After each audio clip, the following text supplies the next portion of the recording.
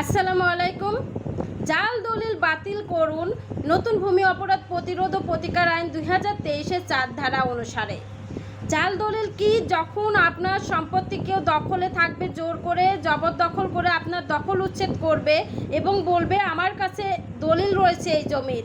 আপনি জানেন যে আপনার কাছে জমির বৈধ দলিল রয়েছে, তাহলে তার কাছে কোন দলিল রয়েছে? অবশ্যই প্রতারণার মাধ্যমে অবৈধ উপায়ে সে একটি দলিল সৃজন করেছে, এটাই হচ্ছে জাল দলিল। এবং আপনাদের কাউকে যদি কোনোভাবে বাধ্য করে কেউ দলিল সম্পাদন করে নেয় প্রতারণার মাধ্যমে, তাহলে কিন্তু সেই দলিল জাল দলিল হিসাবে গণ্য হবে এবং এই দলিলটি অবশ্যই নতুন ভূমি আইন অনুসারে বাতিল করা যাবে অতি সহজেই। এবং যে ব্যক্তি এই ধরনের জাল দলিল সৃজন করলো তার শাস্তি কিন্তু সর্বোচ্চ 7 বছর পর্যন্ত কারাদণ্ড হতে পারে। ধন্যবাদ।